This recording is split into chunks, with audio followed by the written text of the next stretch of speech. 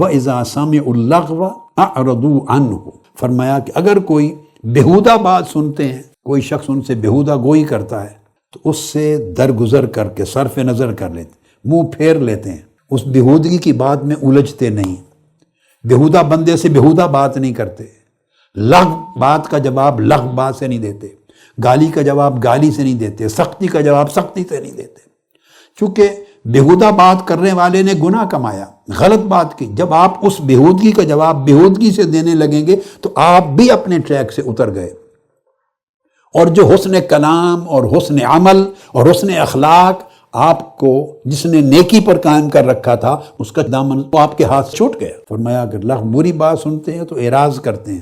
آپ دیکھیے، یہ ہے وسعت قلب، ٹالرنس۔ اسلام کے اندر یہ گنجائش، لوگوں کے لیے یہ دل و دماغ میں وسعت، یہ علماء غور سے سنیں تو دعوت دینے والے، نظامت دعوت، نظامت تربیت کے سارے بیٹے اور علماء اور خطبہ اور اساتذہ اور ہر وہ شخص جو کسی بھی کیپیسٹی میں دین کی دعوت اور پیغام آگے پہنچاتا۔ وَقَالُوا لَنَا أَعْمَالُكُمْ وَلَكُمْ أَعْمَالُكُمْ، اور جب کسی کے ساتھ ایسے کلیش آ جاتا ہے تو وہ پھر اس کو کافر بنا اور دھکے دے اور گالی گلوچ کر اور اس کا گھیرا تنگ کر اور اس کے خلاف محاذ آرائی کا، یہ نہیں کرتے۔ یہ مسلمان کا کام نہیں ہے۔ چہ جائے کہ ہم عالم کہلا کے ایسا کام کریں، اللہ پاک معاف کر دے۔ وہ ان سے کہتے ہیں اچھا ہمارے لیے ہمارے اعمال اور تمہارے لیے تمہارے اعمال، بات کو ختم کر دیتے ہیں۔ کہتے ہیں اچھا بھائی، جو ہمارے اعمال ہیں ہمارے ساتھ، جو آپ کے اعمال ہیں آپ کے ساتھ۔ جیسے سورہ کافرون نے فرمایا لَکُمْ دِینُکُمْ وَلِیَ دین، تمہارا دین تمہارے ساتھ، میرا دین میرے ساتھ۔ تو وہ یعنی اس طرح کر کے شائستگی کے ساتھ ہر سچویشن سے جس میں کلیش کا احتمال ہوتا ہے اس میں سے نکل جاتے ہیں، الجھتے نہیں۔ اور کیا کہتے ہیں؟ تمہارے اعمال تمہارے ساتھ، ہمارے ساتھ، سلام علیکم، اللہ تم پر سلامتی فرمائے۔ گفتگو کا اینڈ کرتے ہیں سلامتی کی دعا سے، تم پر سلامتی ہے۔ آپ اندازہ کر لیں، لا نبتغی الجاہلین، یہ جو جاہلوں کا فکر و عمل کا طریقہ ہے اس پر اپنے آپ کو نہیں اپنانا چاہتے، اس پہ نہیں ڈالنا چاہتے، بس سلام کہہ کر علیحدگی اختیار کر لیں۔ فرمایا جو لوگ اس طرح کا ایک پورا کریکٹر، پورا اخلاق اپنی زندگی میں قائم کرتے ہیں، جن کے پاس میکسیمم اجر بھی ہوگا اس سے بھی 2 اجر ان کو عطا کیا جائے۔ یہی وجہ ہے کہ حضور نبی اکرم صلی اللہ علیہ وآلہ وسلم کی اوصاف اور آپ کے اخلاق کریمانہ کا ذکر فرمایا اللہ رب العزت نے قرآن مجید میں، سورہ آل عمران آیت 159 میں، اور یہ فوکس کیا اس پر۔ فرمایا فَبِمَا رَحْمَةٍ مِّنَ اللَّهِ لِنْتَ لَهُمْ، اے حبیب والا صفات، اللہ کی کتنی اور کیسی رحمت ہے آپ پر۔ اب یہ جو دیکھیں، یہ طبیعت ہے، اس کو اللہ رب العزت اپنی خاص رحمت قرار دے رہا ہے۔ اللہ کی کیسی رحمت ہے آپ پر، لِنْتَ لَهُمْ، کہ آپ ان کے لیے نرم طبع ہیں، نرم خو ہیں، نرم گفتگو ہیں، نرم جو ہیں۔ اللہ کا کتنا کرم ہے آپ پر، اللہ کی کتنی رحمت ہے آپ پر کہ آپ سب کے لیے، ان لوگوں کے لیے نرم ہیں، شفیق ہیں۔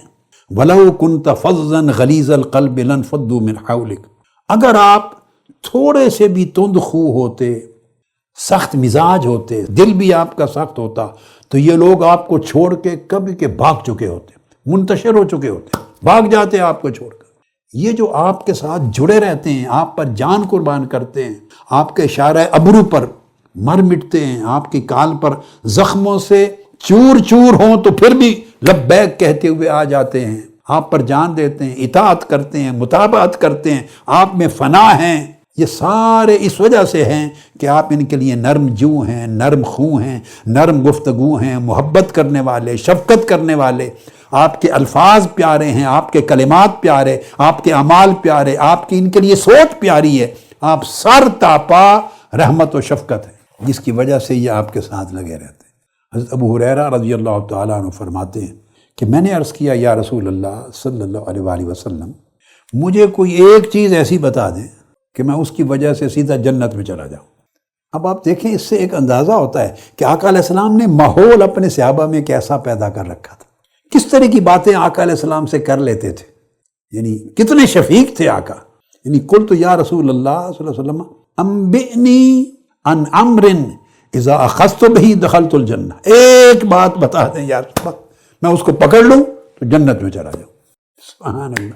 آقا علیہ السلام نے فرمایا ابو ہریرہ اگر اب یہ ایک چیز سے مراد ایک پیکج ہے، فرمایا ایک چیز اگر پکڑنا چاہتے ہو کہ سیدھا جنت میں جاؤ تو قال افش السلام، سلامتی پھیلاؤ، جس سے بات کرو اس میں سلامتی کی ٹھنڈک ہو، جس سے بات کرو سلامتی کی ٹھنڈک ہو، محبت ہو، چاشنی ہو، پیار ہو، نرمی ہو، لطف ہو، شفقت ہو، افش السلام، سلامتی پھیلاؤ، وَأَطْعِمِ الطَّعَامَ، اور کھانا کھلاؤ، سخاوت کرو، کھانا کھلاؤ، وَصِلِ الْأَرْحَامَ، اور خونی رشتوں کو ملاؤ، وَقُمْ بِاللَّيْلِ وَالنَّاسُ نِيَامٌ، اور رات کے ان وقتوں میں قیام کرو، جاگو جب لوگ سوئے ہوئے ہوتے ہیں، رات کے ان اوقات میں کچھ اوقات میں جاگو جب لوگ سوتے ہیں۔ فرمایا یہ چار چیزیں ہیں تو کرو، ثم ادخل الجنت بسلام، تو سلامتی کے ساتھ جنت میں داخل ہو جاؤ گے، کوئی رکاوٹ نہیں ہوگی۔ سبحان اللہ۔ آپ دیکھ لیں، ایک کردار کا پورا پیکج عطا فرما دیا، پورا۔ یہی آپ کو جس راستے پہ لے کے چلنا چاہتا ہوں، اس کو پکڑ لیں۔ افش السلام، آپ کا وجود سلامتی کا پیکر، آپ کی دماغ میں سوچ آئے سلامتی اور خیر کی آئے، کسی کے خلاف نہ آئے، شکوے کی نہ آئے، غیبت کی نہ آئے، چغلی کی نہ آئے، تنگی کی نہ آئے، نفرت کی نہ آئے، اکتاہٹ کی نہ آئے۔ سلامتی میں وسعت ہے۔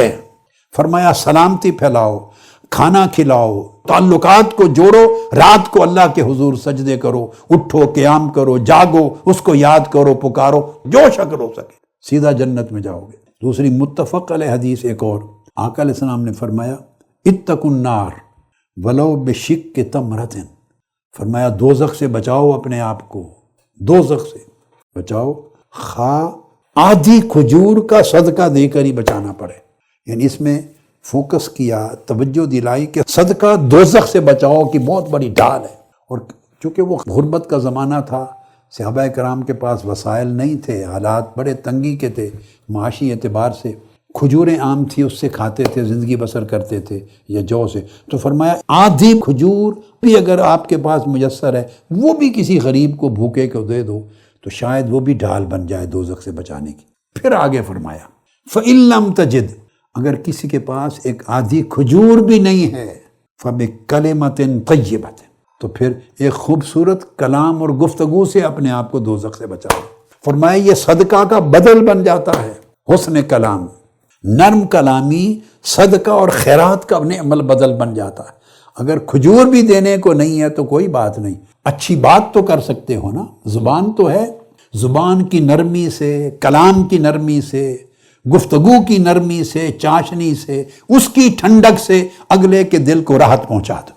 پھر حضرت ابو ہریرہ رضی اللہ تعالیٰ عنہ پھر ارشاد فرماتے ہیں، خوش کلامی کا، نرمی کا، شائستہ لہجے کا، دل جوئی پر مبنی گفتگو کا اجر کیا ہے؟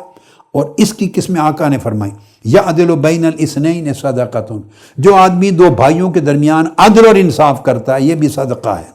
اور جو آدمی کسی کو سواری پر بٹھانے میں اس کو تکلیف ہے، بٹھانے میں مدد کرتا ہے یہ بھی صدقہ ہے۔ اس کا سامان اٹھا کر اس کی سواری پر رکھ دیتا ہے یہ بھی صدقہ ہے۔ اور پھر فرمایا والکلمۃ الطیبۃ صدقۃ، پیار کا بول بول دیتا ہے کسی کی دلجوئی میں یہ بھی صدقہ ہے۔ پیار کا بول بول دینا کیا جاتا ہے؟ صرف ضبط نفس کرنا ہے، ایک عادت بنانی ہے۔ زبان کو مسلسل 1 سال محنت کریں، 3 مہینے 4، آج کے بعد کنٹرول کریں، ایک عادت بنائیں۔ برے برے لفظ، سخت لفظ سب اپنی لغت سے، ڈکشنری سے نکال دیں، بے حیائی کے لفظ نکال دیں، گالیاں نکال دیں، ہر وہ لفظ جس سے دوسرے کا دل دکھتا ہے نکال دیں، شکایت، غیبت، چغلی کے لفظ نکال دیں، کسی کو سخت برا بھلا کہنا یہ نکال دیں، ایک نئی بولی تیار کر لیں، نئی ڈکشنری، چیزوں کو نکال کے سمپل ایک ڈکشنری تیار کر لیں جس میں ہر لفظ صرف خیر کا ہو، بلائی کا ہو، نصیحت کا ہو، پیار کا ہو، اخوت کا ہو، محبت کا ہو، فتوت کا ہو، نرمی کا ہو، لطافت کا ہو، انعام کا ہو، احسان کا ہو، ہر ایک میں خیر کی خوشبو آئے، ٹھنڈک آئے، تبش نکال دیں، آپ اس راہ پہ چل پڑیں گے۔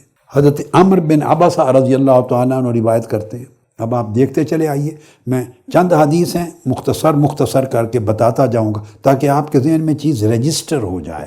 وہ بتاتے ہیں کہ میں آقا علیہ السلام کی بارگاہ میں آیا اور میں نے آ کے پوچھا قلت مل اسلام، یا رسول اللہ مجھے مختصر سا سمجھا دیں اسلام ہے کیا؟ آپ اندازہ کر لیں صحابہ کرام وہ پوچھتے ہیں اسلام کیا ہے، کیا انہیں نہیں معلوم تھا؟ آپ سب کو نہیں پتا، آپ کو پتا ہے کہ اور کچھ بھی نہ پتا ہو، اتنا تو پتا ہے اسلام ہمارا دین ہے۔ اسلام اللہ پر ایمان لانا، اللہ کے رسول پر ایمان لانا، نماز پڑھنا، روزہ، حج، زکوٰۃ، اتنا تو ہر ایک کو پتا ہے کہ اسلام ہمارا دین ہے۔ تو صحابہ کرام کا علم تو کہیں زیادہ تھا۔ پھر وہ پوچھتے تھے آقا اسلام کیا ہے؟ کیا معنی ہے اس کے پوچھنے کا؟ کیا انہیں بیسکس کا نہیں علم؟ نہیں، وہ اسلام کی روح کا پوچھتے تھے، اسپرٹ کیا ہے ایکچوئل، مغز کیا ہے جس کو ہم پکڑ لیں، جس کے ہم پیکر بن جائیں، جس میں ہم ڈل جائیں، وہ پوچھتے تھے۔ مغز، نچوڑ، وہی نچوڑ سمجھا رہا ہوں آپ کو کہ یا رسول اللہ اسلام کیا ہے؟ قال طیب الکلام، خوبصورت گفتگو کرنا، اطعام الطعام، کھانا کھلانا۔ فرمایا دو چیزوں کا نام اسلام ہے۔ سارا کچھ ہم لیے پھرتے ہیں، اور جن کو آقا علیہ السلام نے دو چیزیں بیان کی کہ یہ اصل اسلام اور مغز اسلام ہے، وہی نہیں ہے، باقی سارا کچھ ہے۔ سب کچھ کندھوں پر اٹھائے پھرتے ہیں، گھومتے پھرتے ہیں۔ اور جو آقا علیہ السلام نے فرمایا طیب الکلام و اطعام الطعام، اطعام الطعام دل کا سخی ہونا، کھانا کھلانا، تھوڑا ہے لقمہ ایک روٹی ہے اس میں سے آدھی کھلا دینا، اور جس سے کلام کرے عمدہ، خوبصورت، نرم کرے۔ اس کے بعد انہوں نے پوچھا قلت مل ایمان، آقا آپ فرمائیں ایمان کیا ہے؟ ایمان کسے کہتے ہیں؟ انہیں معلوم نہیں تھا ایمان کیا ہے۔ اللہ پر ایمان لانا، رسولوں پر، کتابوں پر، فرشتوں پر، وحی پر، آخرت پر، نہیں پتا ہے۔ پھر کیوں پوچھتے ہیں؟ نہیں، وہ اس کا مغز جاننا چاہتے ہیں کہ آقا علیہ السلام مین فوکس کس کو قرار دیتے ہیں، نیوکلیس کس کو قرار دیتے ہیں، کس طرح کا اسلام ہمارے اندر آقا علیہ السلام دیکھنا چاہتے ہیں، اور ایمان کی کون سی خوبی آقا علیہ السلام ہمارے اندر دیکھنا چاہتے ہیں تاکہ اس کو ڈیولپ کریں، پرورش دیں۔ پوچھا مل ایمان، قال الصبر والسماحہ، ایمان کیا ہے؟ فرمایا صبر کرنا اور درگزر سے کام لینا، یہ ایمان ہے۔ کوئی سچویشن آ جائے صبر کرنا اور درگزر کرنا، یہ ایمان ہے۔ جب یہ دو چیزیں پوچھ لی، اب سنیے آگے۔ اس کے بعد صحابی کہتے ہیں ہم نے جان لیا کہ اسلام یہ ہے اور ایمان یہ ہے، تو پھر عرض کیا قلت ای الاسلام افضل۔ اب جب آقا آپ نے فرما دیا کہ اسلام یہ ہے، اب بتایا اس پورے اسلام میں سب سے افضل حصہ اسلام کا، سب سے افضل عمل اسلام کا کیا ہے؟ قال من سلم المسلمون من لسانہ و یدہ، تو سب سے اعلیٰ اسلام یہ ہے جس شخص کے ہاتھ سے اور زبان سے مسلمان محفوظ رہے، جس کی زبان سے کسی مسلمان کا دل نہ دکھے، جس کی زبان سے کسی مسلمان کی دل آزاری نہ ہو، تکلیف نہ پہنچے۔ فرمایا یہ سب سے افضل اسلام۔ اب اس کے بعد چونکہ وہ ایمان کا بھی پوچھا تھا نا، تو عرض کیا یا رسول اللہ قلت ای الایمان افضل، اب فرما دیں آخری بات کہ ایمان میں سب سے افضل چیز کیا ہے؟ ایمان میں سب سے افضل قال خلق حسن، سب سے اعلیٰ اخلاق، خوبصورت اخلاق ایمان کا اعلیٰ ترین درجہ ہے۔